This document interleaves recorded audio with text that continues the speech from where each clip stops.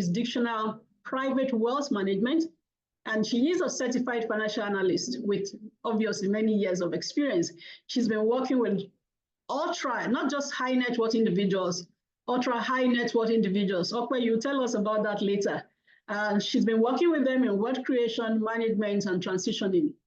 She has managed multiple ultra high net worth and high net worth families on maximization of family investments portfolios. Ope has over the years facilitated many family trainings on wealth and wealth growth. She speaks or she has spoken on multiple platforms about the complexities of family businesses and the next generation transitioning and how to keep and pivot African family businesses for multiple generations. Honestly, I should be in the audience, not as well as I'm asking you questions, I'll be taking notes because I really want to project this world into the future as far as I can take it. Thank you so much for joining me, Ope. You want to say something before I start throwing the questions at you? Thank you, Ma. Thank you, Ma. Thank you, Ma. No question, but could you allow me to just shift a little bit and have just 10 or 15 minutes to just run through a few things before we run through the questions? Okay, I think you're a bit faint, or maybe it's from my end. Okay, can you hear me? I think it's better. My oldest. Okay, could you allow me 10 to 15 minutes to run through a few things I think might be important to people in the journey of wealth transfer? Not from because we've all heard it all. We've been, if you're serious about wealth, we've been to multiple seminars. We've listened to trainings. Those that are in corporate have done many trainings. So the conversations that I want us to have are to deal with the issues that are not spoken about normally, to deal with some root issues. So I would appreciate having 15 minutes to do one or two points out one or two things. Please go ahead. Yes, ma'am. I just want to be sure that everyone can hear you and that I'm not the only one struggling. Can they hear me? Pastor Rejoicing, you just put Remy from Lagos. Pastor Rejoicing, can you hear loud and clear? Is this better? Is this better? Okay, they can hear you. Please go ahead. Okay, I took on my earphones. So pre-earphones, without earphones, which one is better?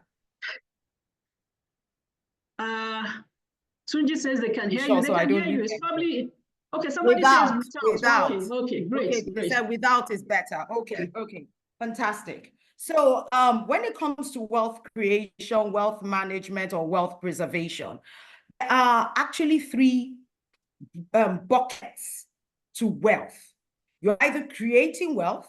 In fact, you're doing the three most of the time at the same time. You're creating wealth, you were managing wealth, and you were transferring wealth. Now, when we talked, because we have a mix, we looked at the demography of the people that were going to be here, and I wanted everybody to leave with something, right? So when it came to creating wealth, there are two ways you create wealth. You are either helping people become more efficient in some area of their life, right? So they are paying you for that efficiency. And I'll explain what I mean. Technology makes you more efficient. Any form of system innovation makes the company more efficient. Any form of consulting, my area of work is based on us making people more efficient. As in, shops and supermarkets were built to make shopping more efficient. Ordinary markets that we go to were created to make people more efficient. In fact, petrol stations, I'm going to how much, because we have entrepreneurs on the call, and I want them to also, glean one or two things about wealth creation. Petrol stations, and I'll use an example about how people become more efficient. I don't know if people remember, and there's some people on the call that will remember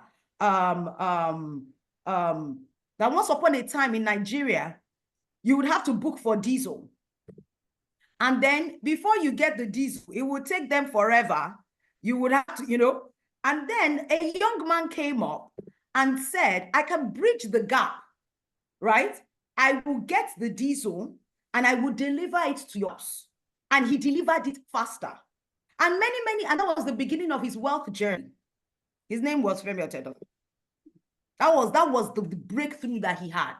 All he did was take diesel deployment to people's houses and make it faster. He made it smarter. He took the stress off them. He took a process and made it more efficient, and people paid him for it. The other thing that people use to create money is that you are creating a superior product. Think Microsoft, think Instagram, think Apple, think food, think anything that is a product. There might be an existing product and you are creating a superior version, or you are creating a product that does not exist. The third category of people are the people that finance the two. So the three ways people generate wealth upon the earth is those three. You're either making, even when you know the people that, let me break it down for even the women that are on the call.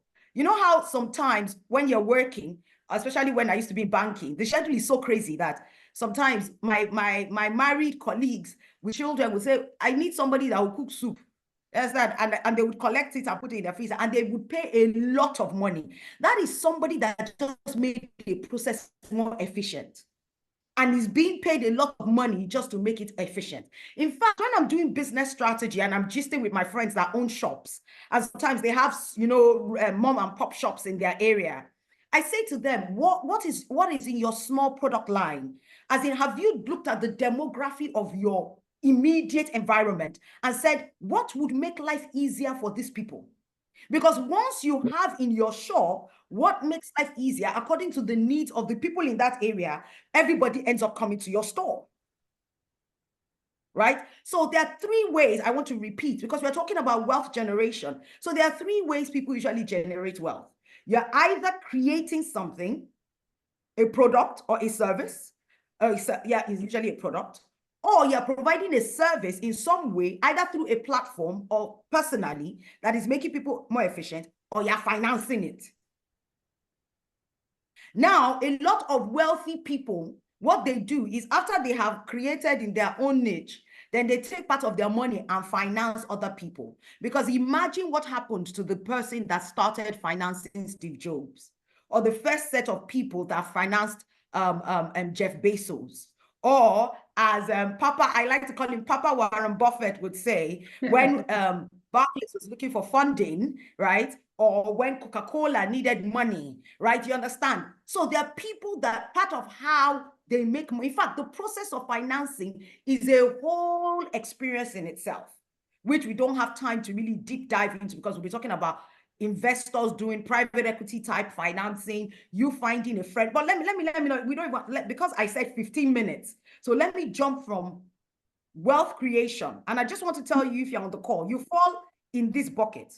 You are either working for one of the people that is doing the above, which means you are working for somebody that is making it more efficient, creating a superior product or financing, or you are actually creating one of the above, or as I said, you are financing. But the question is, how do you finance? Because what immediately I said financing, people would be thinking to themselves, and I have a mix here again. I have people that are in companies, I have people that are retired, I have people that sometimes have a little bit of liquidity. And I can tell you, because I sit on the other side, that one of the secrets of wealth generation is financing. That is why you see people doing VC, venture capitalism opportunities. They start finding small startup companies. They're looking for the company that is going to be the next Apple, that they will give small money. And before you know it, your small shares suddenly is worth God knows how much, right? That's one of the secrets. But the questions young people always ask me is, where do I get the money? And if you've ever read this book before, I want you to revisit it again. The Richest Man in Babylon by George S. Clason. If you've never read it, please do. If you've read it before, it's a book you should read again. In fact, it's a book you should read multiple times, just to remind yourself of certain things about fundamentals of money, because money has rules. But the truth of the matter is that, in fact, thank you, Mrs. Onitiri. She said financing is the secret of wealth creation. Now, with Ms. Onitiri, I agree and I don't agree, and I will not digress. But I don't agree in the sense that if there is no idea, then there's nothing to finance, which is why people patent their ideas. So if I created something, I read chemical engineering, I improved the oil production fractioning system in Africa after doing years of research, you understand? I'm going to patent that. Anybody that uses that after me is going to pay me. And I'll become a billionaire overnight if I have many people using it and I am able to negotiate well. So the process of finding a good idea and converting it to money is the secret of wealth creation. And if this was a wealth creation masterclass and we're talking to entrepreneurs, we'll now talk about how to do that, how to get the financing, how to know if your idea is worth it, how to analyze your market. But if you wanted to do that, you have to pay me as KPMG to come and take that class on a lighter note. But really, just to know that there is something like that, I'm going to quickly run and say, when it comes to wealth management, and I tell people there are two sides to wealth. There is the financial and the non-financial. And I beg with all my heart that you do both. Financial is just a portion. And if the non-financial is not dealt, your financial will die. I have seen this play out so many times. I have seen parents sit down, and you know, we are talking about, I know that we can talk about, inflation, we can talk about asset management, we can talk about what you should invest in. But the reason why I wanted to highlight this very quickly is because after all of this, I have sat in some rooms and seen men cry because they didn't get the non-financials right. I have sat with families and had to dodge people slapping each other so that they won't slap me with the slap. So that's it. Because somebody didn't get the non-financials right. So I always say to people, as much as you have been given the gift of being able to accumulate, and I will talk about accumulating, I'll come to it. Because when it comes to, I'll come back to accumulating, or creating that financial part of generating wealth. I just want to quickly mention the non-financials because I don't want to lose it. Integrity, capacity, your network, being clear about your values, imputing your values in your children. Those things can take a small family that is living in the slums and take them to great heights. I remember one of the basketballers talking about his mother, and he said for years, they would wake up at 3 a.m. every day unfailingly to go and practice. Whether it was snowing or it was raining or the sun was, it didn't matter. 3 a.m. That woman was instilling in her son discipline. I mean, I remember David Beckham saying he would make a mistake on the football pitch and go back home, and his dad would say over and over and over and over again, you practice that. Guess why that was important? You know that bend it like Beckham that he's so popular for. David Beckham used to hit that ball 1,000 times a day in different weathers in practice. So the day he was standing in the stadium and it mattered, it didn't matter whether the speed, and every man on this call will understand what I'm saying. It didn't matter whether the speed of the counter wind was at 2 meters per second. It didn't matter whether there was frostbite. It didn't matter whether air was different in humidity, because he had practiced at least 1,000 times a day over many days in different weathers. Guess what? He was going to hit that ball. It was going to curve the way it should curve, and it was going to enter that net. Because there was a father that taught him certain values that were important to him. So when I talk to people about wealth, A lot of times people just talk to you about things like saving. They talk to you about things like asset diversification. They talk to you about things like knowing the type of asset, which asset is a hedge. They don't talk to you about the fact that your values need to be clear to your family.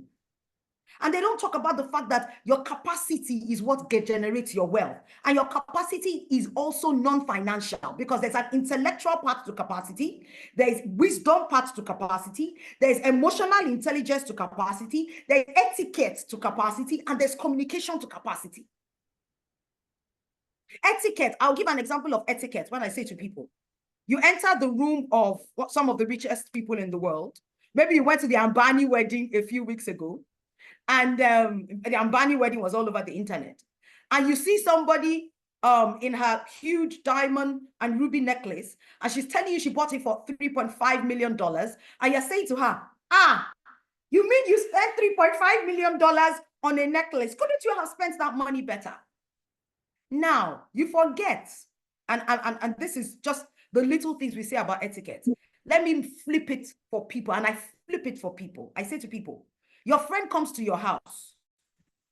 Once upon a time in your life, you used to buy, hey, what's that butter we used to take to secondary school? Was it Anchor butter? The one that melts, right? As in, you know, just buy that one that is like margarine. It's a cross between margarine and butter. That's the one you used to buy. And then before you knew it, God has made you good. You know, you've been promoted in Anchor butter. Thank you, ma. And then, yeah, you know, you have promoted. Now you take, you import. When you travel, you bring your stuff. So you buy in the things that you like. Now, if a friend came to your house and said, you mean you buy your stuff from Selfridges, you bring things from Selfridges when you're coming? Isn't that a waste of money? Let me tell you what happens to you subconsciously. You subconsciously build a barrier to that person because that person is criticizing your life. What it does is that you subconsciously close yourself a little bit. It's subconscious. You don't even know you're doing it because that person is telling you, I'm not saying that isn't true, but that person does not know how much you earn and does not know that spending that amount of money is not going to break your bank. What that person has said to you is, I don't understand you, and you will react accordingly. One of the things that is said in the book of Proverbs, I'm sorry to quote scripture, sorry, I'm a scripture girl, is that when you enter into the room of the wealthy, you have to know how to behave. So there are some things you just don't say, and there are some things you just don't do. There is a way to behave, and and a lot of people sabotage their wealth journey because they don't understand the etiquette of wealth. They don't understand the communication of wealth. They don't understand that if you go into a room with a wealthier person, so you walk into a place with Dangote and everybody is greeting Dangote but not greeting you, and you're upset. You can't be upset. They don't know you. They know Dangote. You are the sidekick. So in that room, at that moment, until they see you with Dangote like 20 times, and they understand that this person and Dangote are paddies. So it is my benefit to be talking to this person. But until that time, you cannot be upset. You need to understand the etiquette of that room. We are talking about wealth. We're not talking only about money, because I could have come here to talk about money, but I came to talk about wealth, right? So let's even pack that, and because as I said, we don't have time, so let's pack that and go back to how do you even generate that money? You know, that money I talked about that makes you a financier. Now, I will say this because there are different categories of people. There are people that inherited wealth, and if you inherited from your parents, they are absolutely amazing. You should honor them. They've done well. They've left for you. But there are also people that start from zero. They start from earning a salary every month. The truth of the matter is, what the number one rule after you, of course, give back to God, the God that gave you your salary in the first instance, I tell people that 20% of your salary from the beginning, because you pay everybody, you pay yourself. You pay the electricity bill, you pay your mortgage, you pay your health, you pay everybody apart from yourself. What most people do is that they pay the bills and then they say they have nothing left. However, human behavior, let me tell you, if you pay yourself after you have, done the one that you give to your God, whatever is left, you will fit your life within whatever is left. What usually happens to people is that time and chance happens to everybody, but a lot of people are not prepared for their time and chance. So the day you meet Jeff Bezos and he's looking for just 1 million naira, if you had been saving on 10,000 every month for like 5 years in a small account, that 1 million naira will be available for you to invest. You will find that investor. What usually happens to people is you don't see the opportunity because you don't have the money. And I say this because I have seen it play out so many times. But a lot of people, when they come to me and say they don't have the money, I also say to a lot of young people, you won't run when you have not started to crawl. If you are starting from zero, be honest to yourself. I am starting from zero. I don't have. My father did not give me, tell yourself the truth. So I need to build from zero. So it will take you some time to have a base. You're not going to have a base overnight. Somebody that has been working for 25 years and has been putting aside 20% of an ever-increasing salary and has now had the opportunity to buy their house and therefore buy a second house, and you are not in the same boat. So when she is carrying her Louis Vuitton bag, you cannot be wanting to carry Louis Vuitton bag of 10,000. I'm sorry. And I say to people, and I will just quickly mention something about cost management because we're talking about managing wealth. The key to managing wealth when it comes to managing cost is your self-awareness and how whole you are as a person. The problem a lot of people have with managing their money is that we are trying to impress people. I remember the day I was liberated. First of all, I say to women all the time, your dress is your dress. If you want to wear it, excuse me, it's still your dress. It is nobody's business if you wear the same dress every day. They are not the ones that own the dress now. It's you that own the dress. So if you decide that you want to wear that same dress to every occasion, it is not their business. It's your dress. You can decide how you want to wear it. I don't know if I'm making sense to anybody. You can decide. But the problem is, usually you want people to look at you in awe because it feeds a part of your self-esteem. So cost management, when I talk to people about cost management, I don't necessarily talk to them about budgeting and planning. I talk to them about the things that eat away at cost management. After you have budgeted and planned, that you now go and buy a bag because you want to wear a new dress. And you forget that when you enter the wedding, after spending that money on that Ankara dress, that everybody's going to remember you for 5 minutes. Even if you were the most beautiful person in that room. Am I lying? Please. They're not going to Even remember. if you were the They're not going to remember. Guy, They're not going to. 2 weeks after, they are like, that guy, they're like, which guy? I don't. Oh, you mean? They've forgotten. So you spent your savings, all your extra money to look nice for people that will not remember you. And this I am saying, we need to keep telling ourselves. So I usually tell people that when it comes to managing, one of the cores of managing is cost management. And at the core of cost management is a healthy self-awareness and a healthy self-esteem, where you are not dependent on how other people feel about you. So you are not going to go and buy a house. Let me speak to the men in the house, because there's a pressure for you to buy a house. You will now build a house in let me use some. You now buy a house. You work in London.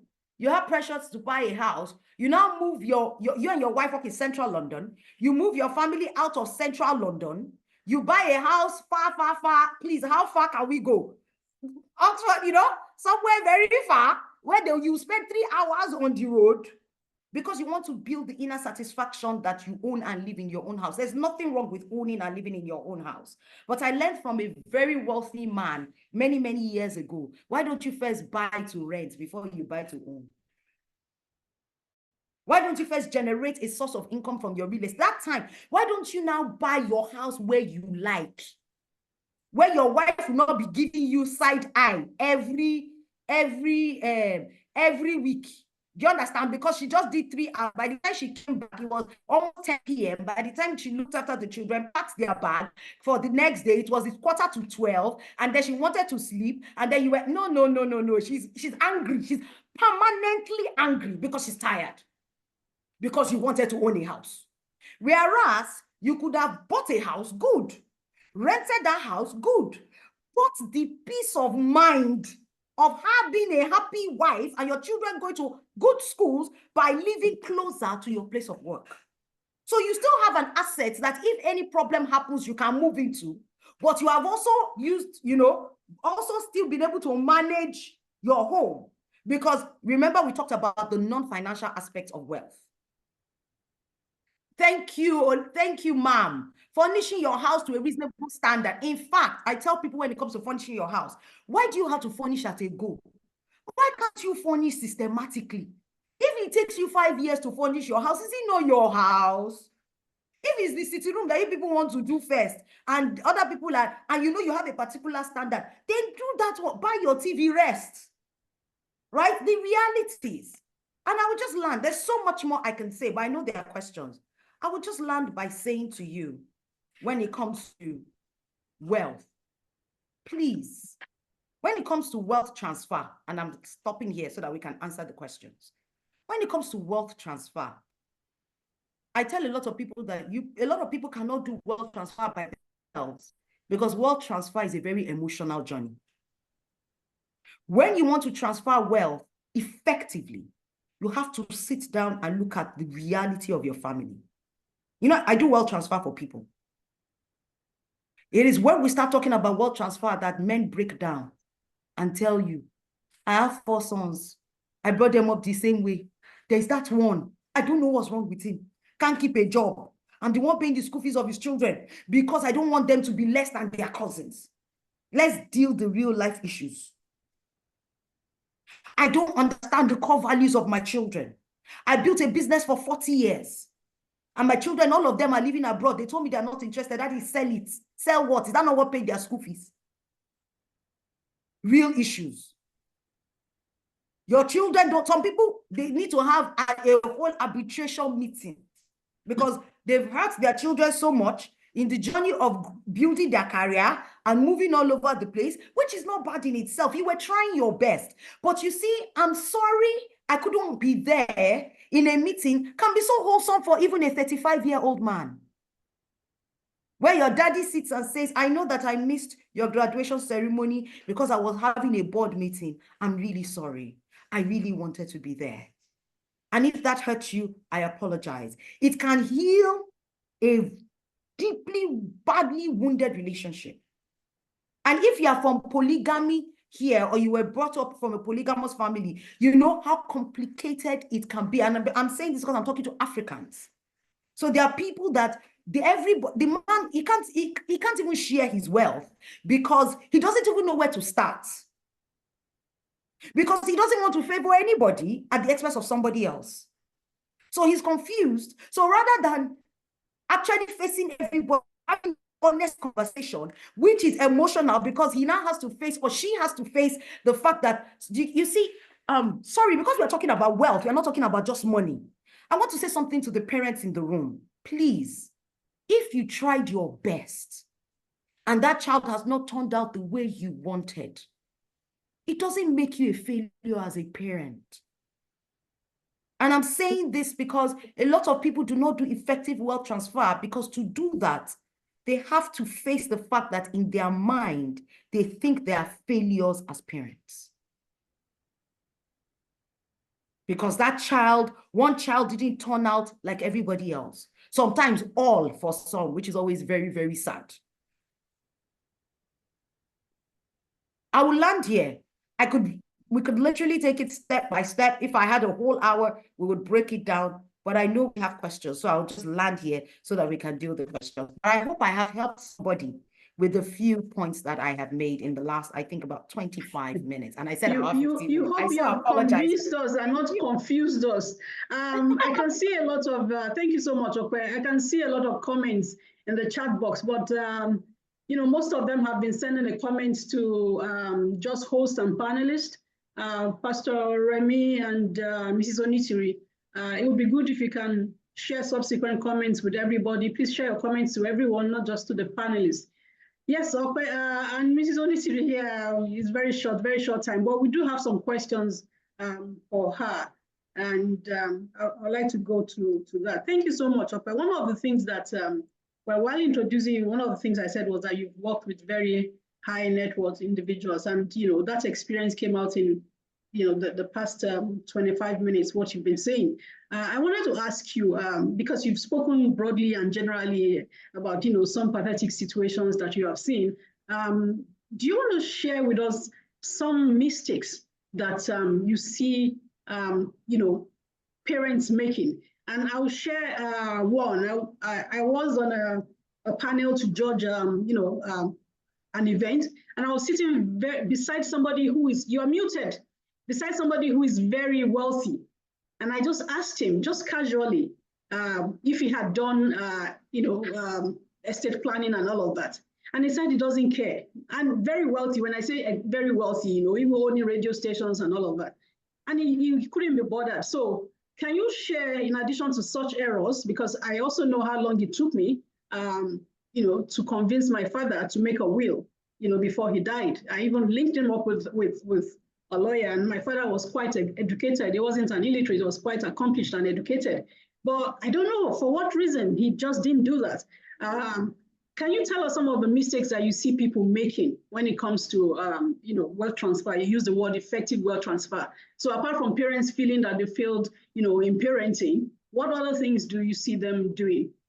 You've already given us some results. You see people in anger and all of that. But what are maybe 2-3 things that they do, mistakes that they make, just so that people who are nearing, because we have a mixed audience, people who are older can understand the necessity, and even the younger ones can understand the necessity of putting, your estate in order. Okay, so the first thing that I see is that a lot of people estimate the amount of work it takes to transfer your wealth. Underestimate. Okay. They underestimate it. They think it's a very simple thing. I just, write, and I just, all these children can look after themselves, pay their school fees. Anyhow, they should sort themselves out. I want to be, as they said, I've heard this so many times. And I've gone, they should sort themselves out. But you know what? As much as we say that a lot of people, I want to say that those statements are just, they are cover statements. We are Africans, we can bluff. So when we sit with clients that say, I can't be bothered, these children, they sort themselves out, usually is one of two things. One, they don't know how to share. How to share. So I had a client that once said, I started from nothing. My first house was in Abuja. Now I have things in VI and Ikoyi. Do I give my first child Abuja and give my last born VI? I can't. Let them sort it out. And I remember all we said to him was that, sir, can we have enough money? Can we move all this into a company? Do you mind everybody holding everything equally? And he said, no, I found that would be the best idea. So the problem was he didn't know how to solve the emotional, we don't want any child to feel cheated. And his answer to that was, let them sort it out. That is why I said a lot of times wealth transition actually requires somebody neutral to hold your hand. Somebody that is not a family member and is on the parent's side and that they trust. Once they have somebody that they can talk through, because the problem usually is talking through their thoughts, right? So this man, classic example, I don't know who to give what. Do I give this one the house in London and then give this one the house in New York? Or let's not even go far.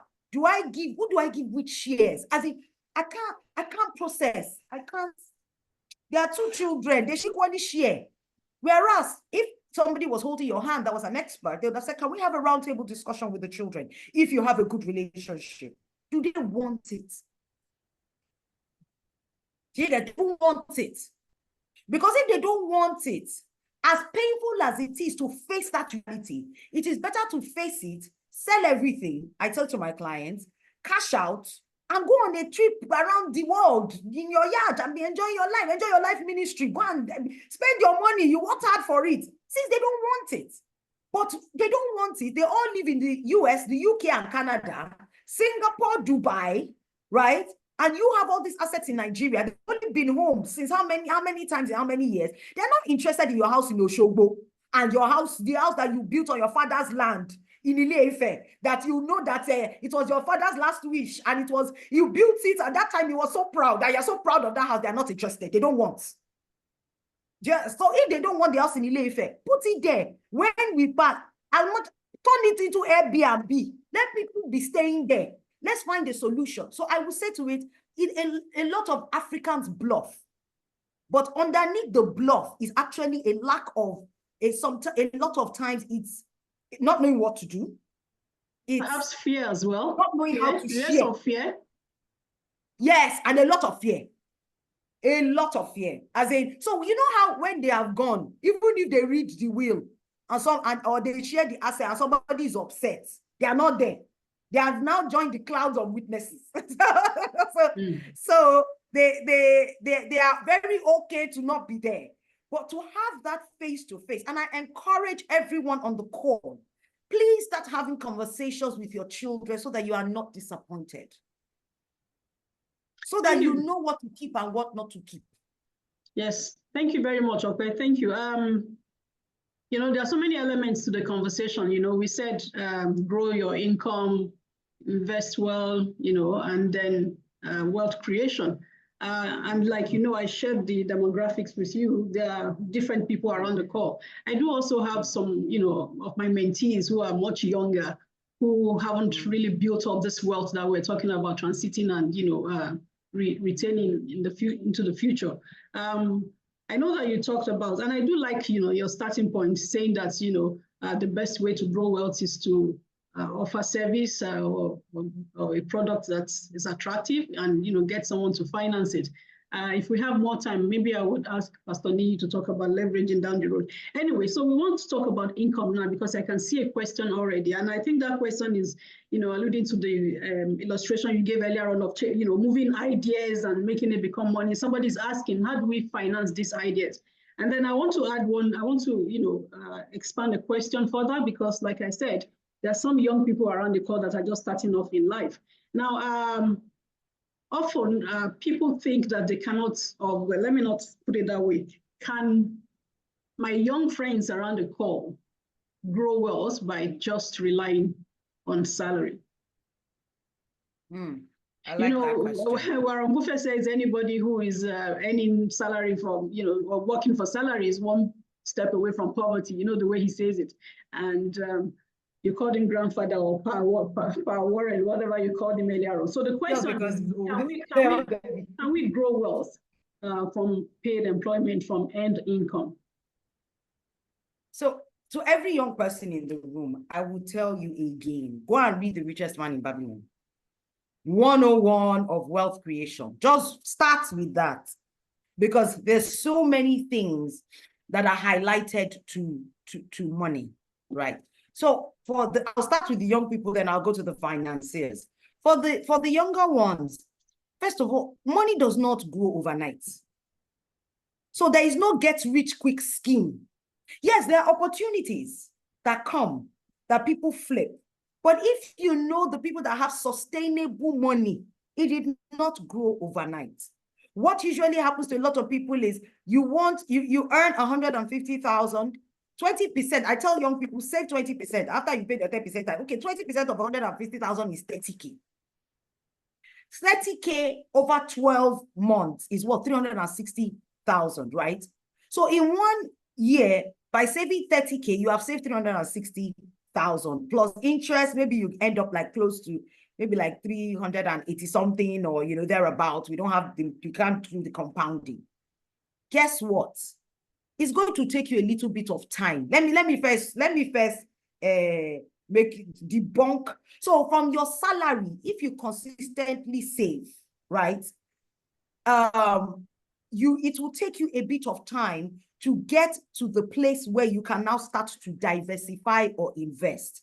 What happens when I talk to a lot of young people is they want now. I want to make money next year. Even if you start a company as a startup, go and ask Jeff Bezos and Steve Jobs and all the people, Mark Zuckerberg, they didn't become multi-billionaires in the next 1 year. Most people that have unicorns, let's not even go far, let's go to Flutterwave and Paystack, right? It takes time. So I am telling you, But what is most important, I tell people, is consistency of habits. Because once you start to save consistently, then number 2, please don't invest in what you don't understand. It is the fastest way for your money to disappear, and it will disappear. Well, it will go at the speed of lightning. If it is too good to be true, it is too good to be true. So if they're telling you that pay you 20-something% in the market, that is too good to be true. If it is an outlier, it is too good to be true, except you are investing in a product that, in a product that is, and I'll use big words for some people now, a blue ocean in a red ocean. Now, you know, a red ocean is a saturated market, the margins are small, and then somebody finds an Instagram. You get, and your friend says, I want to start a product and I need 10,000, and you have that money and you give the, apart from that, for a lot of people, their wealth takes time. So you start by saving. As you save, opportunities will come. When opportunities come to invest as is needed, then take advantage of those opportunities. They will come. But if you have not saved, time and chance happens to everybody. As in, God is not unfair. It happens to everybody, right? So if you do not, if you've saved, opportunities will come. I can assure you. When they come, you will have the opportunity to invest. When you have the opportunity to invest, I want to finish by saying the character of the person you are investing with is very important. So because you see, character is even more important than the idea. So if your friend comes to you and the person doesn't have character but has a good idea, run away. And why do I say this? Do you know the secret of Henry Ford, man? And to everyone on the call, Henry Ford did not know anything about cars per se, but Henry Ford knew people. So one of the things I say to young people is grow your network. You see that network, all those your classmates in primary school and secondary school and university, don't lose them. When you go for professional events, every professional event you go for, make new friends. Make friends outside of your place of work. Make friends in other industries. We talked about personal capacity. Make senior friends. Make people that are older than you. Make friends with people that are younger than you. Opportunities come from that community. So a lot of people lose their network and forget that in that network is their next opportunity. And then they say that they do not have opportunity. The problem is that their network is small because they didn't invest in relationships. So when you are building, you not only save your 20%. The next thing I will tell people is build your network. Be very intentional. Build that network systematically. Build it globally. Save money and go to an international conference. Go to the United Nations Economic Forum and make 10 new friends. Save money and go there. Invest. That's you investing in yourself. In that place, make 10 friends from 10 countries, people that you did not know before. Make sure you keep contact. The next year, go again. Keep those contacts. You will see them there. Make another 10 friends. In 5 years, you will have a global network. Global opportunities will start to open to you because you now know people that are outside of your small circle. I hear you, Ope. I hear you. I hope so I'm well. making sense. Yes, you're making sense. I hear you so well. Unfortunately, we don't have enough time for you to elaborate and simplify as much as you would love to. But I think the simple response to that question from what you've said is that, yes, a salary earner can build wealth, but it comes from the habits and the network and using opportunities well. Does that summarize what you said? Yes. So someone should not sit back and say, because I'm a salary earner or because I'm in paid employment, I can't grow wealth. You said it's not going to be microwave wealth. It will be built over time. And you said it will come from habits of saving well, and then investing right. And there's something that we always see on this platform, and I'm sure you know it, the ESI. We want to earn well. Want to earn more money, and then we want to save better and want to invest well. I can see already in the comment section, somebody saying they've been so scared about investing because of risk. So thank you very much. And so while Warren Buffett says that anybody who is in paid employment is one step away from poverty, it depends on how the person handles all these things that you have explained. If you don't use the opportunities well, your network and all of that. And so thank you so much for sharing that. Now, I'm very careful to make sure that people who, created time to be with us today do get, value for their time. Olivia Arims, thank you very much for joining us. I'm not sure, I think probably the first time, but this person is saying that my expectation for attending this call was to grow wealth, to get insights into a reliable means. Is it by buying shares, real estate? What's the first step? What's the second step? So let's assume this person doesn't know anything about, investing. What would you say to the person? How would you steer this person? So so the person is looking for ideas or on what to do to grow wealth. That question, because I am ethically responsible, does not have a simple answer. Sorry, Ope, let me just add a second question because I think it's together so that you can deal with it, at the same time. After saving this money, what are the best channels to invest in? Which I think that first question was addressing. Any local or international shares, products, with or without understanding the scheme, what are investment outlets and channels that people who are starting off can consider? I repeat again, if I answer that question, by reading enough products, everybody in this Zoom call should exit. Do you know why? Because different people have different risk appetites. So there is no way that anybody that is financially ethical at financial advisory can just tell you, go here, go here, go here. Do you know why? Because I can tell you to go and do real estate, and your heart cannot take buying bare land. And I can tell you to go and buy mutual funds, and you have more risk appetite. You can buy bare land.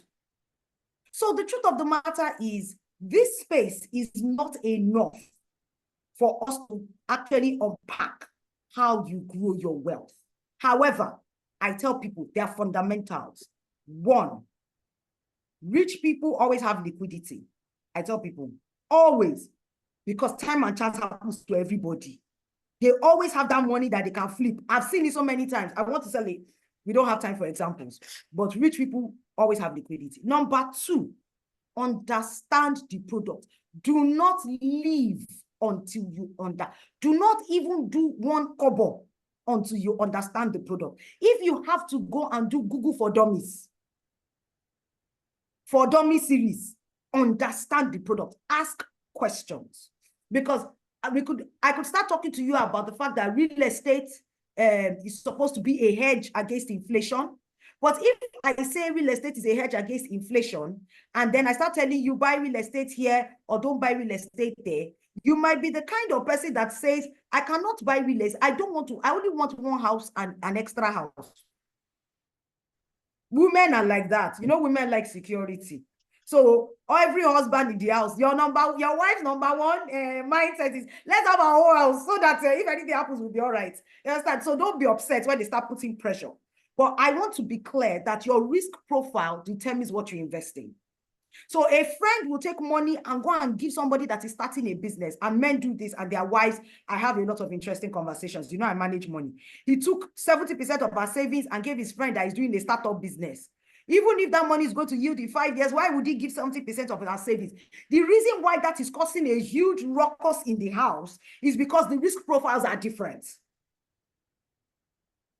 So most importantly, know your risk profile, and there are risk profile tests online. Do you understand? So you know where you stand. Then I would say to you, go and Google the products that stay within that risk profile.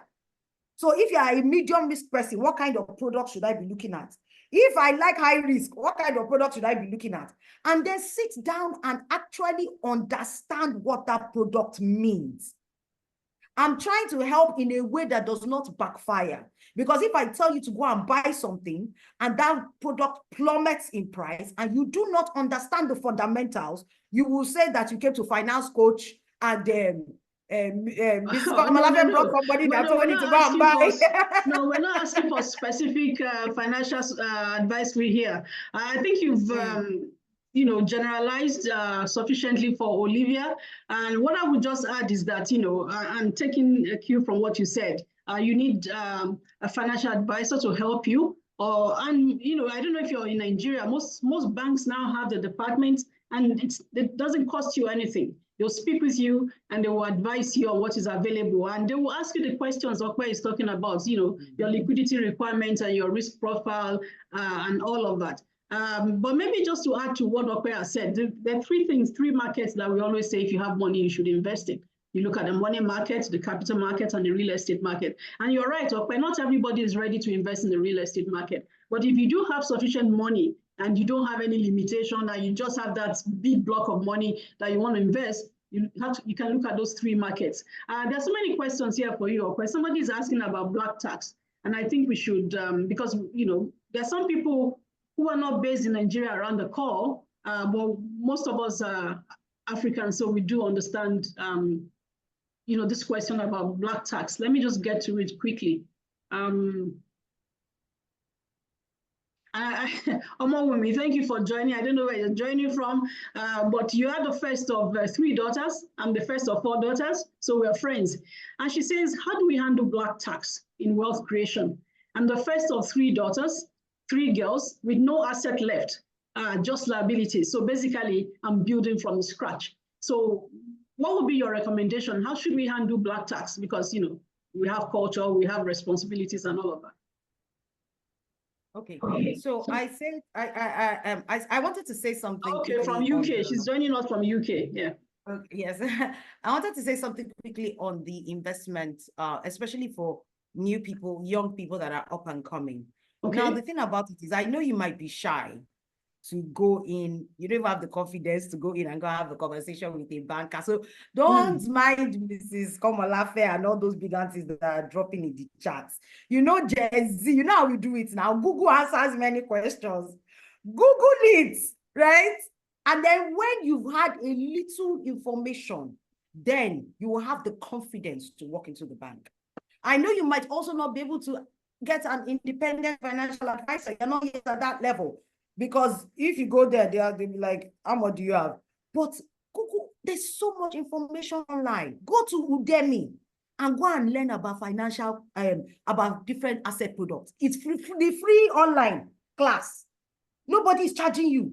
Just Google, just go to that class and go and read. Then when you finish, now go walk into the bank and now tell them, what's this one? What's this one? So that if the banker, and I'm saying this as a banker, is trying to skew you to their product, you will be clear because you have some basic knowledge. Don't go without some basic knowledge. That's your responsibility. So you're recommending they should be financially educated before even stepping out. Yes. So Udemy is free.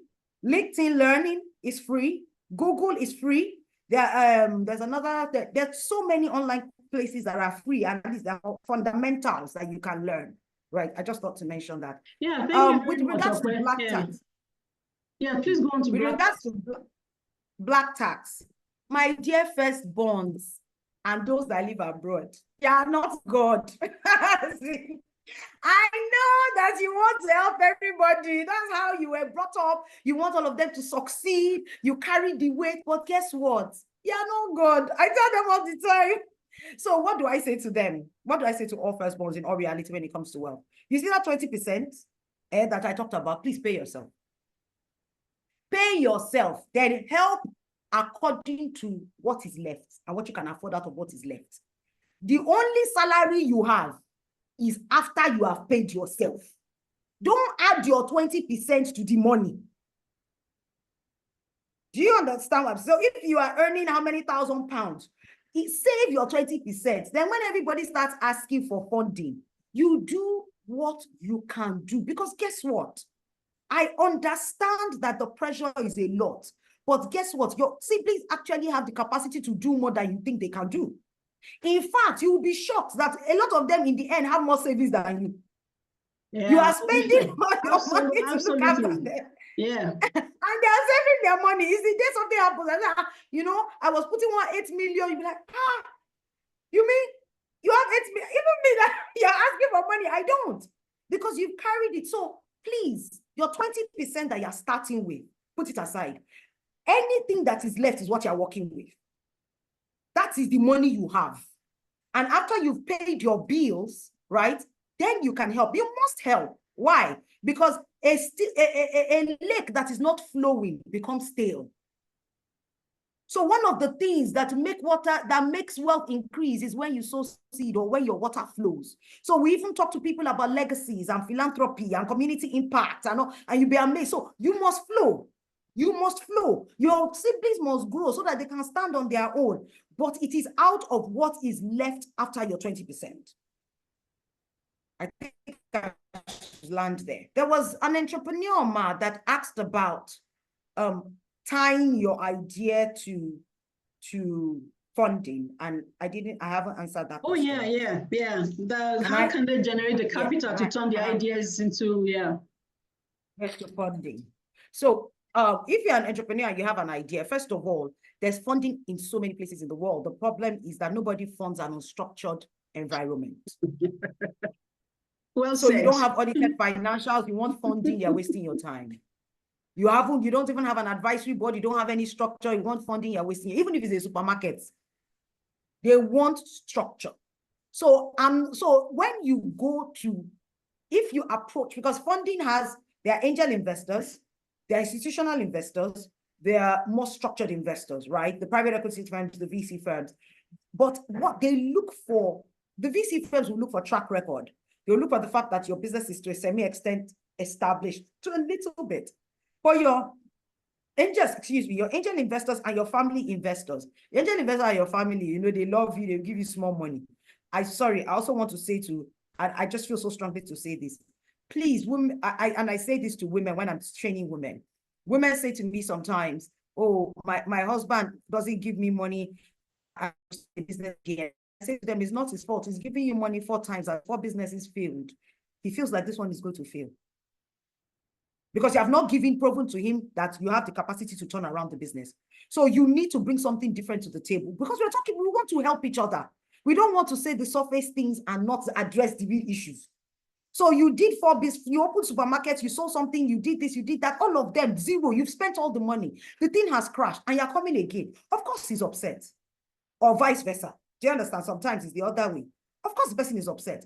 But when you start to put structure to your business, when you start to have audited financials, when you start to have a board, when your HR is, and that is a lot of work, especially if you're a startup, then a time will come that funding will come to you. Because if you go to Mrs. Komalafe or anybody and you say, I want you to give me 1 million naira, but this is where I am, this is my 3-year strategy, this is my 5-year strategy, this is my board, these are my audited financials, this is how I think I want to grow the business. They can see somebody that has put intentionality behind the idea.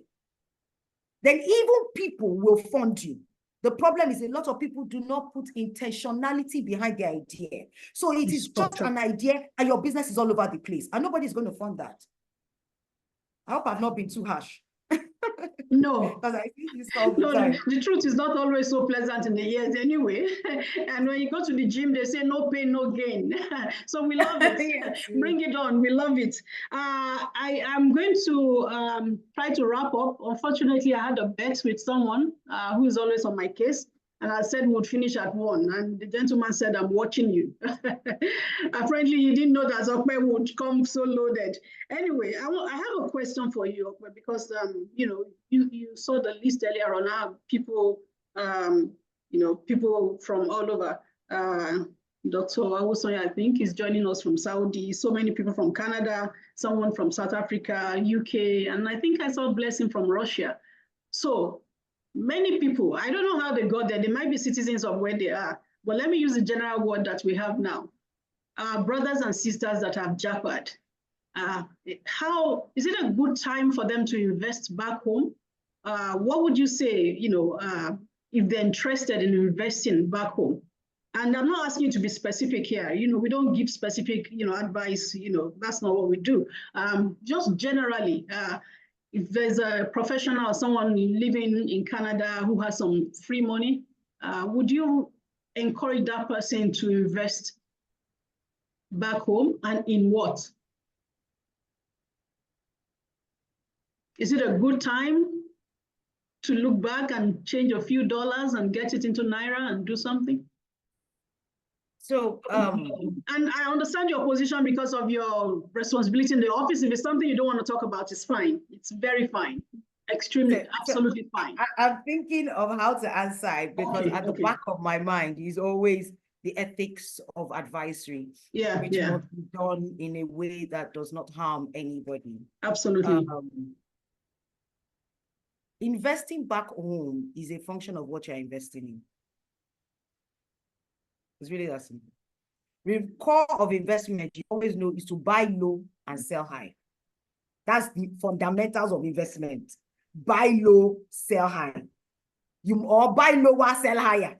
But you cannot, once you are buying higher and selling lower, you are at a loss. The only time you make a profit is when you buy lower and sell higher. Now, without putting in the exchange rate implications when you want to exit, which is the core of why I can't say do or don't do, because you understand, even if you buy low and sell high, but the exchange rate has gone against you in terms of when you want to exit, you will still end up at a loss. Now, I can come and tell you, oh, buy equity, the Nigerian market is down, or I can tell you buy real estate. Real estate always, but honestly, real estate always yields good returns in Nigeria. We do the 20%, but not in 1 year. It takes some time. So you are locking down that money for a while. My question, however, is if you're going to be spending in Naira, which means, and hear me well, you have family here, you have responsibility here, you have your parents here, and you want to create income streams. You have that auntie that looked after you when you were small, and you want to make sure that for years to come, she doesn't lack anything. Then, of course, it pays for you to convert money because you're not taking the money out in a sense of urgency. You can take your time. And that income stream is going towards people that are spending in Naira. That is the core. So you are taking your money, you are investing, and you are spending in Naira. So you are not facing the exchange rate fluctuation. However, if you are, and I'm being real here, I can give you, oh, do the capital markets, do this, do that. But my brother and my sister and my uncles, my aunties, everybody that is here. Not your grandparents, don't worry, you do have grandparents. My grandparents, if you came into Nigeria at 400 and you converted and you invested, even if that thing has done 400 to 1,600, there is no investment that you can do in Nigeria that has crossed that barrier. I'm being honest. So even if you came in at 400, you will be waiting out your 1,600. If it doesn't go down, you might have to crystallize loss. And if you want to hedge, it costs a lot in Nigeria to hedge. We are not yet that forward in our financial markets, right? Abroad, you can hedge. So if you could hedge, then you would know we're not here to start calculating. You'd be able to hedge and know when to exit. Yes. So what I say to people is, if you are going to come in, you have to have an exit currency and an exit exchange rate. And you have to be invested in the kind of investment that you can liquidate and come out quickly. If you are not, then it moves out against you. So if you enter at 1,600 and you're saying to yourself, if this currency, this investment is going to yield me 17% in the Naira, you've done your math. If exchange rate goes to what 70% of 1,600, by the time you do that math and you know what that exchange rate is, if exchange rate hits this, I'm at zero. If it goes higher than this, I'm at loss. That means that I must exit at exchange rate here. Now, which investment am I going to do that I can liquidate and exit within 24 hours?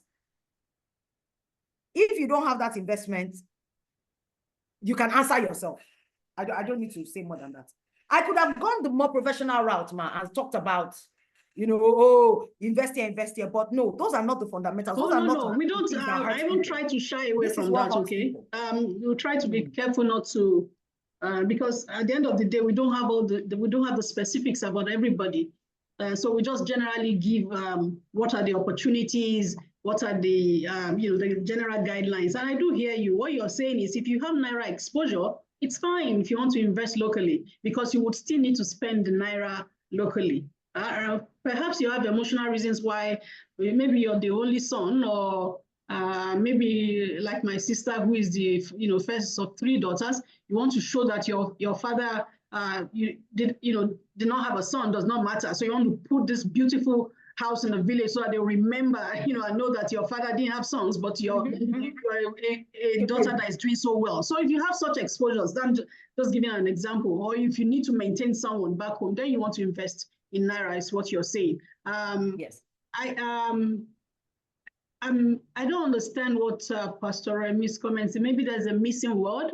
There's something about it, but it's dangerous to try and time the market. Oh, to try and time the market. Time the market. Okay, the okay, flow. Okay. That's which where is why, sorry, let me address that. Which is why I had said you can't time the market. Actually, you can't time the market. You just give yourself a little headroom, and that means you need to be monitoring. Back when we had online platforms that were monitoring, we had people that did come in and come out at the right time, but you can miss it. Which is why we always talk about risk. So for some people, it's fine. They are willing to take that risk, right? They are willing to take the risk. They will time the market. They will put the hedge. They will move as in they are happy with it. So people are like, you know what? Just leave me where I am. Again, going back to, you need to risk profile. Risk appetite, self, yeah. To know where you sit. Thank you very much, Ope. I have one last question for you. And after the question, if there's something that you still want to add, then you can. I want to talk about insurance. I want to talk about life insurance. It's not something that we are too careful to pay attention to in Nigeria. And when I say that, I mean, the average person, perhaps the ultra high net worth people that you deal with know the value of insurance. But young people, or average people don't really pay attention to insurance like they should. It's even, either property, motor vehicle, people just think it's not worth it, not to even talk about life insurance.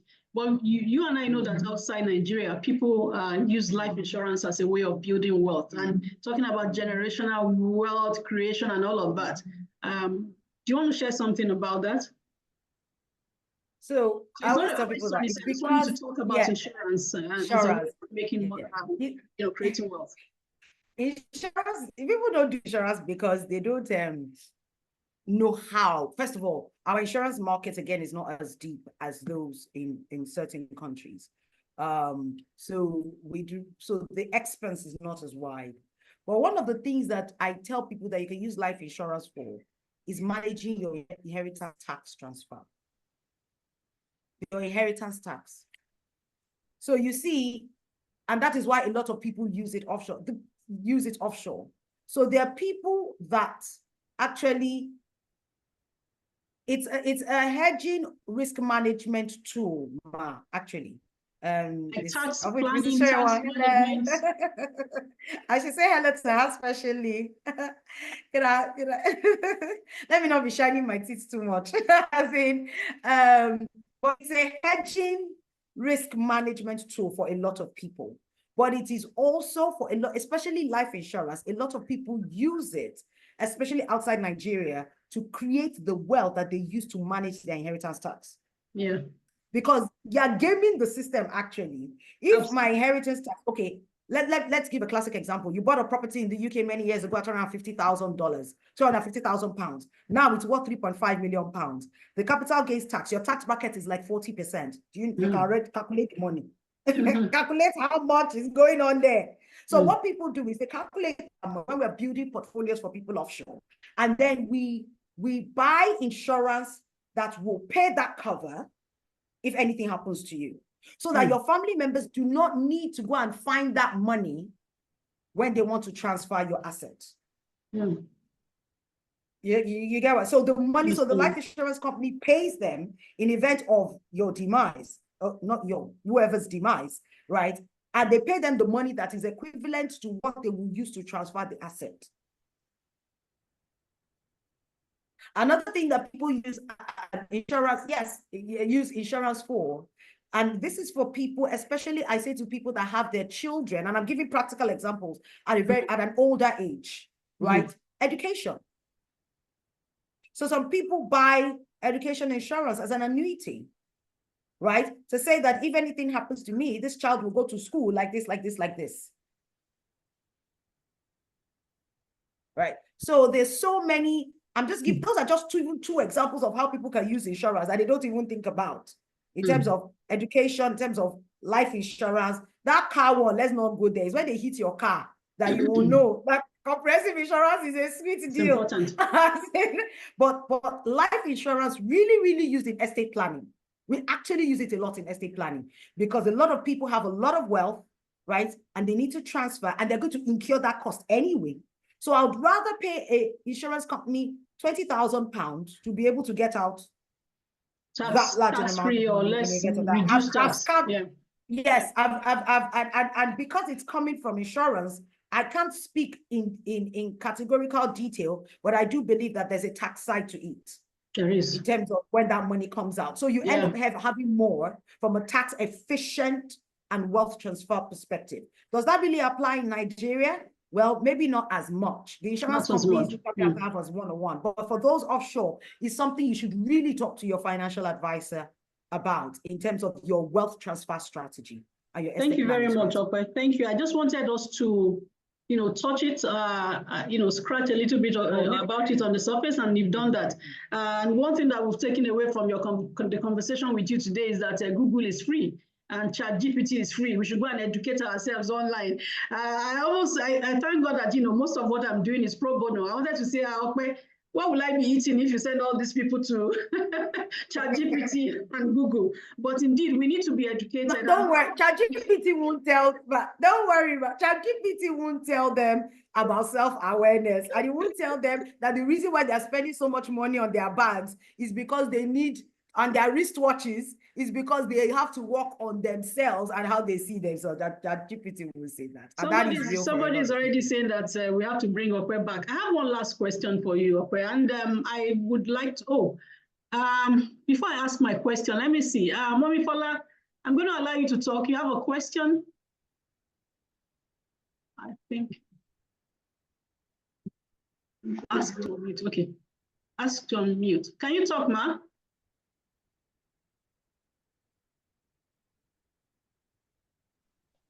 Mommy Fola, you can talk. Hello, good evening. Yes, ma'am. You're welcome, ma'am. Can you hear me? Yes, we can hear you, ma'am. Good. Thank you very much, our dear financial coach. I have learned a lot from what you have been talking about. Thank you, especially in the areas of investment is various, especially in the areas of what you leave for your family about estate. Estate planning. That one is is very critical. Incidentally, we have had issue like that in my family when my father left. And what he left, he tried to please all of us, but a section of the people were not happy about it. We had an issue.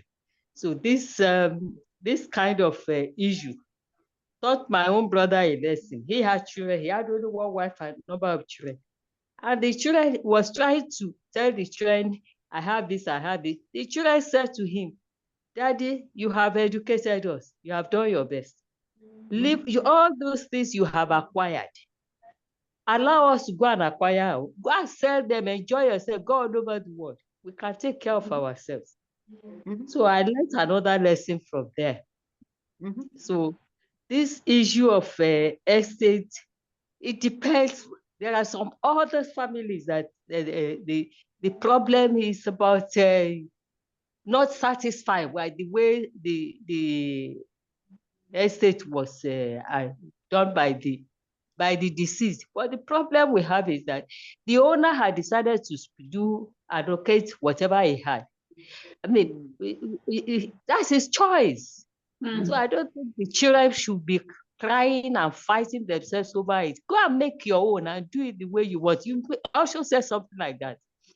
But anyway, thank you very much. I have learned. And in the issue of investment, because I believe that you must invest and take care of your old age, especially in this season that we are in now. Everybody must take, older ones must not expect to depend on our children. I don't believe in it. So thank you so very much, much. I hope all the people who are there, they have learned something about preparing for your future. I learned also from my father retired, and for 30-something years after his retirement, he was still alive. Can you imagine if he did not prepare for his old age? It would have become a liability to us. So I learned from that one too. Thank you very much. Thank you very much, Ma. It's always a delight to have you around the call. Thank you so much. Thank you. Thank you, Ma. Thank you. It's a pleasure, Ma. I would like, Ma, quickly to mention about annuity as a measure of looking after anybody that has any child with a disability. Or anybody that has any child that needs special care. There are annuity structures. Of course, there is a way to go about it, because what you do not want when I speak to parents is that you don't want to put the burden of, they don't usually want to put the burden on the other children. Right? They want those children to be free. They just don't know how.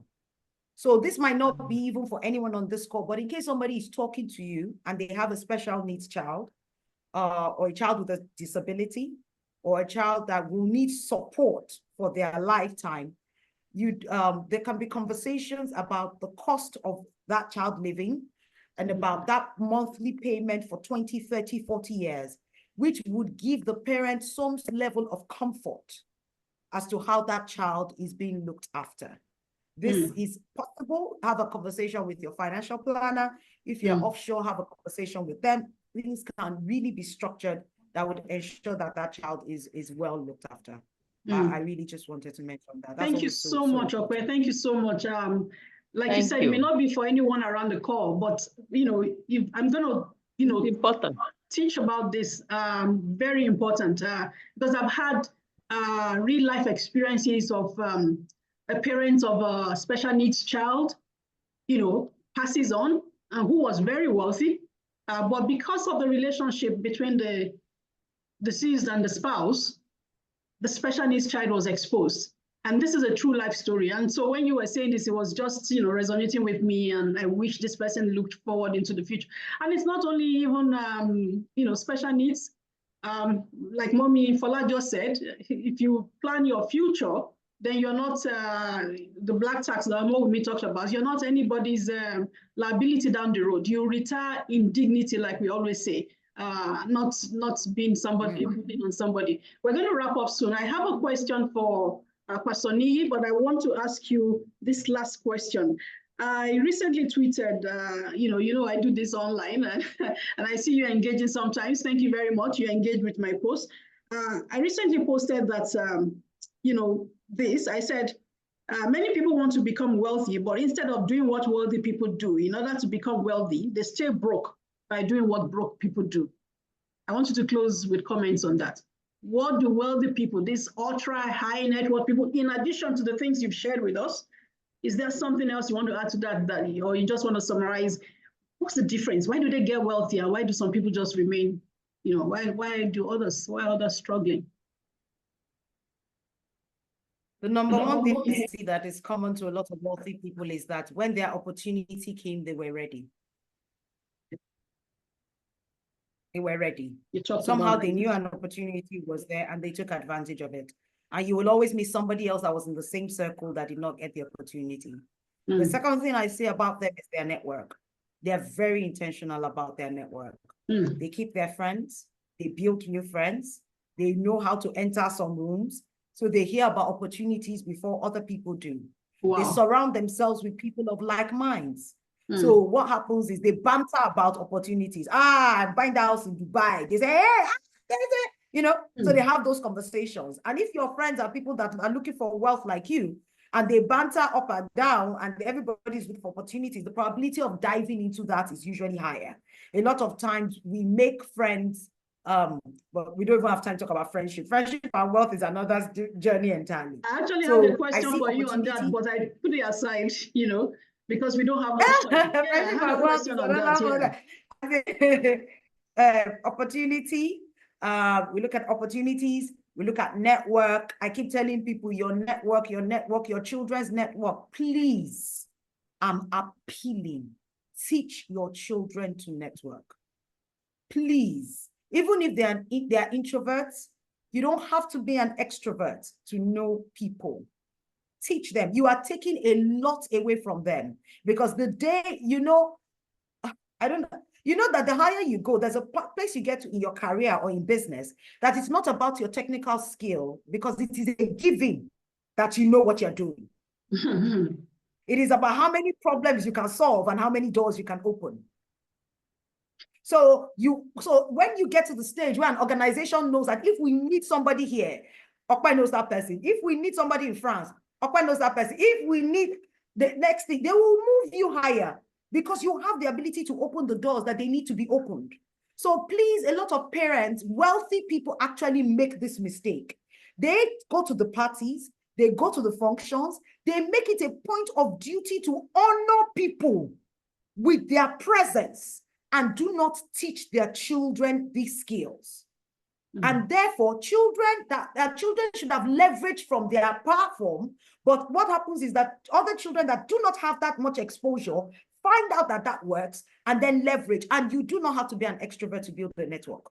So I see that in a lot of people. So build the network. They work hard, they continue to grow themselves, they have a good circle of friends, and they have liquidity. So that when opportunity comes, they take advantage of it.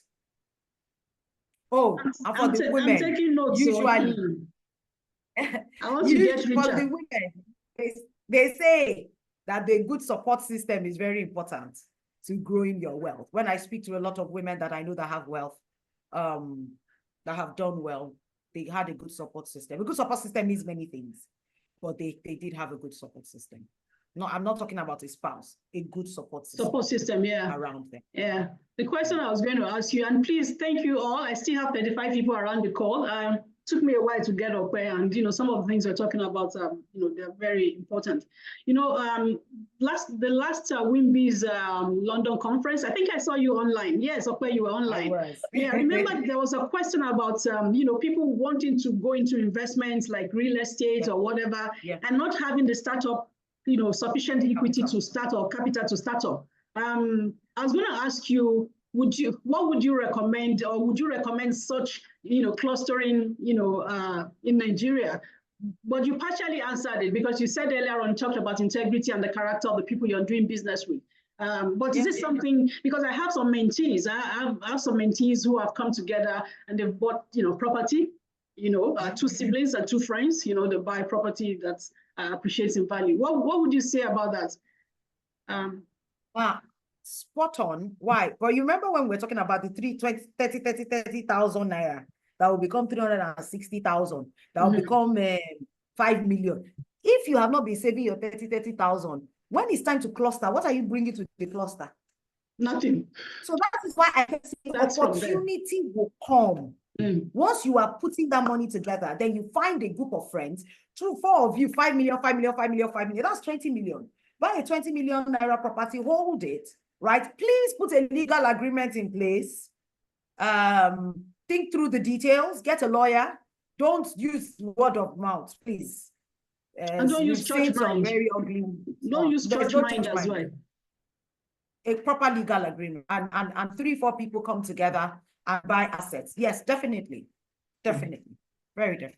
That's what we call the sisterhood or brotherhood, whichever. Yes, thank you so much. Save your 20,000 so that you will have the money to contribute. Yes. That's the most important thing. I can see some very senior friends of mine and senior mentees, accomplished people around the call. And, they're saying, Lord, help me be ready when the opportunity comes. What's been so beautiful about the session today, Ope? You've been, well, that's why you're a partner. That's why you're a big woman, You've been able to speak to different, ages and people at different stages of life, and you've made the conversation relevant, to every person, in spite of what we're talking about. So when we have a question about someone just starting off, the response relates. Everybody can relate to the response. Thank you so very much. I'm very grateful for you doing this. I know how busy you are. I'm just so grateful to you. I won't say too much. Those who don't follow me online will know the relationship I have with you, and good for them. But if you follow me online, you will know the relationship I have with Ope. Thank you so much, Ope, for the past, the present, and the future. Thank you so much. Please stay with us. I have a question for Pastor Nii, and this question, I would have put it to you, but I won't put it to you because I understand your position. I've got lots of questions from people, abroad and people in Nigeria asking me, they've been getting letters from all the banks asking them to invest. And so I just want Pastor Nii to speak generally to this and help me answer, my friends, my, members of my community who are asking, should they be taking advantage of the bank shares that are being sold now? And I know he won't answer which bank, they are asking which ones should they do, but, and then also to help me answer, especially for people in diaspora. I've had people coming, from abroad asking me, should they take advantage of the GTB shares? Should they take advantage of Access or Zenith, whatever, the recapitalization drive that is on. Pastor Nii, I have unmuted you. The floor is yours. Thank you so much. Okay. Good evening, everybody. Can you hear me, please? Yes, we can. So I think our guest speaker has more or less answered the question. So maybe what I will do is just to reiterate some of the things she has said. Now, she said there will be opportunities. Now, opportunities are not on billboards. Okay? It's not something announced in the media. By the time it is known to everybody, it's no longer an opportunity. So all these, buy these bank shares and all these ones, I don't see why people think it's an opportunity that they need to take advantage of. That's one. Now, almost all of them are quoted on the stock exchange. So if you want to invest, you can buy them on the stock exchange. Okay, they are selling at a discount. You might not pay some of the brokerage fees, but after you've bought these shares, you don't know how long it's going to take before your CSCS account is credited. You don't know how long it's going to take before you are able to sell. So if you think those shares are good for you to buy, go to the exchange and buy them. You don't need, now this is different from in 2008, and I think that's where people are a bit on the edge. In between 2006 and 2008, we had so many offers, a number of them not quoted, new offerings. People bought and they saw the price move by 100% within 1 week after listing, and those that did not participate felt they have missed out. Sorry, it's not going to happen like that this time around at all. The regulations are much better. So the time that you bought the shares and the price was moving 5% every day for 30 days and your own account has not been credited, all those things will not happen again. So really you need to ask yourself, why am I investing in these shares? That should be what should guide you. The offer, as far as I'm concerned, is not an opportunity that you need to take advantage of. Now, I've asked people to buy the offer. And the reason is because some of them have not really gotten started in this investment journey. Putting their money there forces them to start to say, okay, I've started, and they start to pay interest, pay attention and interest to their investment. There is nothing that says that the price of those shares will not go lower after the offer. And that's why the risk profile that she mentioned, very, very important. So if today you buy the shares, whatever price, and after the offer, the price dropped by 20%, what do you do? Are you the type that will not be able to sleep? It happens. I mean, it's not strange. Good companies lose value because the markets have a mind of its own and anything can happen. So for me, whether you are in diaspora, and for people in diaspora, I think she also alluded to it. If you are not a Nigerian, will you invest in Nigeria based on what you hear about Nigeria, what you know about Nigeria, what you read about Nigeria? So first of all, realize that you are making an emotional and sentimental decision. And there's nothing bad about it. I mean, not all investments need to make economic sense. And I've shared this with some of us before. Growing up, my parents believe that I need to have a house from where I come from. And for the sake of national peace, I have to build a house there. I mean, so my parents have a 7-bedroom house, 2-bedroom guest chalet separate, 2-bedroom boys' quarters separate. So if the issue is when I go there, I need a place to sleep. In my father's house, there are many mansions there. But because as far as my mom is concerned, she does not think you are secure until you have a house.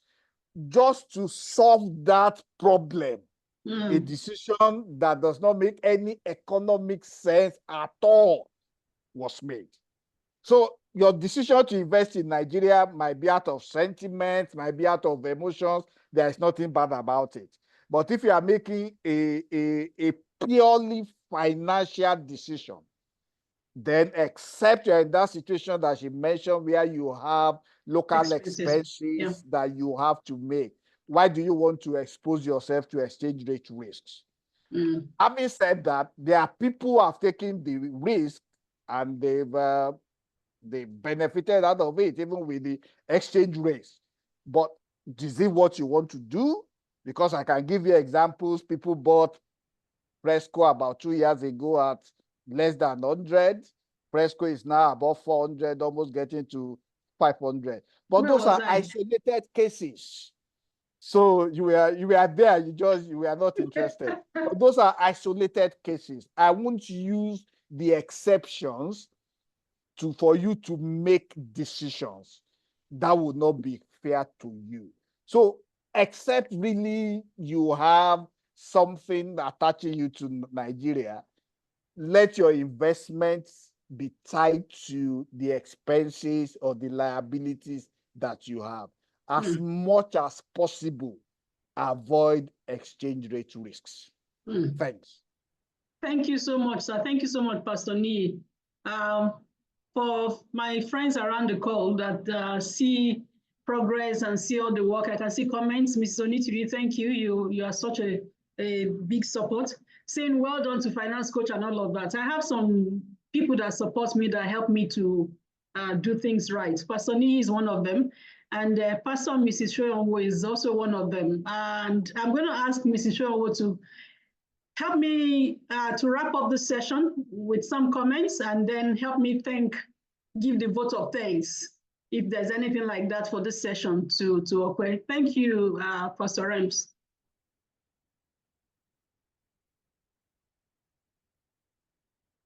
Ask to unmute. You can speak now, please. Ooh. Pastor Remy, can you speak? I'm trying to unmute you. It says ask to unmute.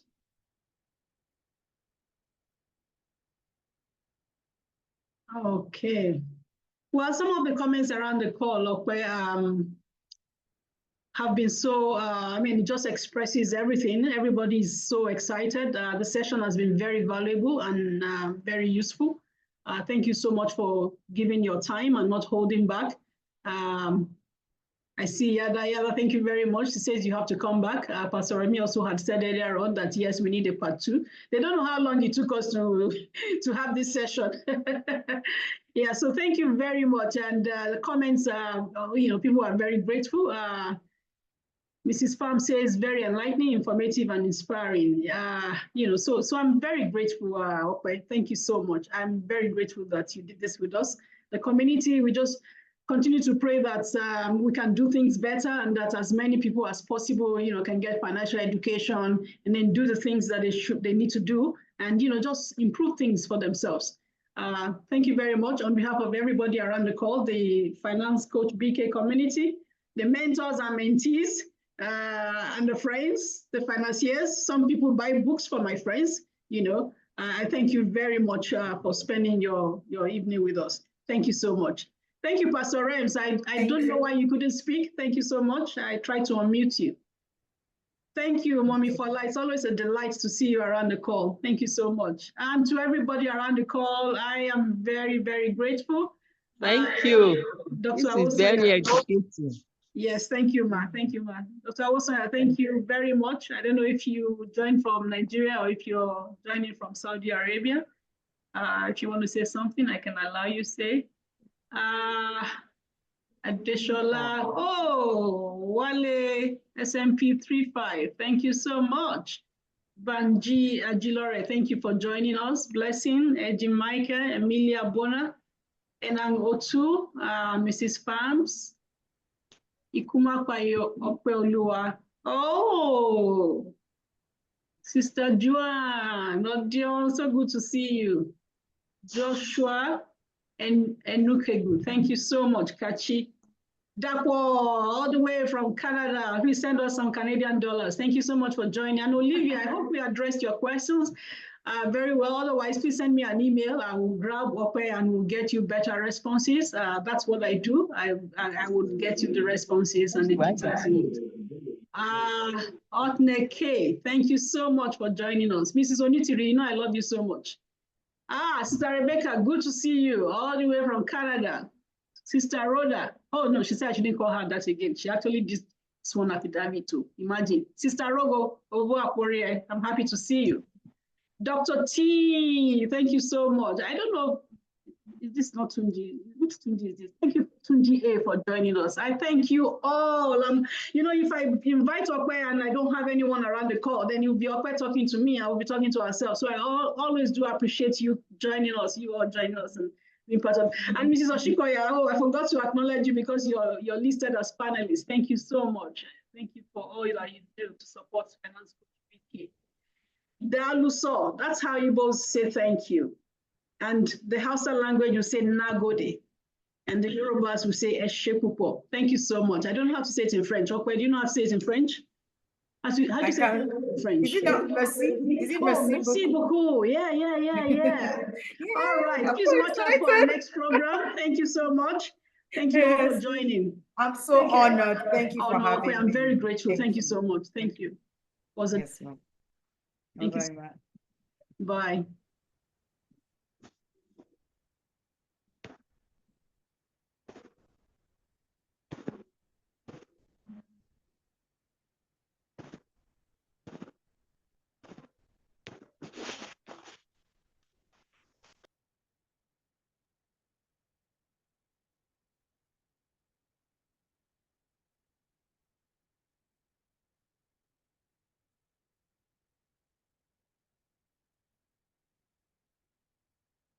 Okay, all right. I would send you the link to the recording. Nula Attorneys. I will send you the recording. Sorry, your device doesn't have a name, so I wasn't sure who it is, and I'm still not sure who it is, but we'll send it to you. We'll send you a link. That's why I asked people to register. People who registered ahead would get the link.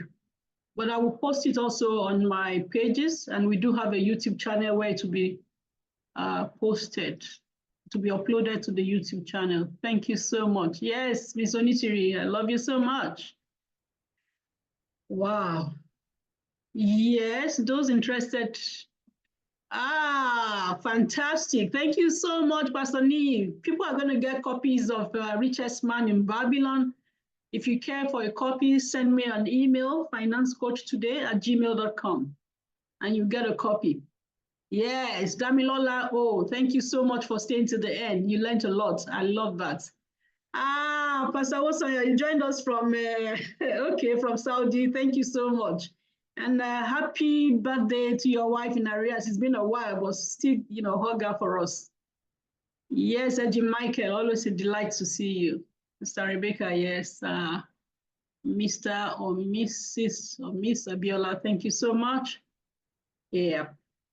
Rose, thank you so much. I would send a link of the recording to everybody. And if you want the book, send me an email and I'll put you on the list. Nagode, Eshepupo. I'll end the call now.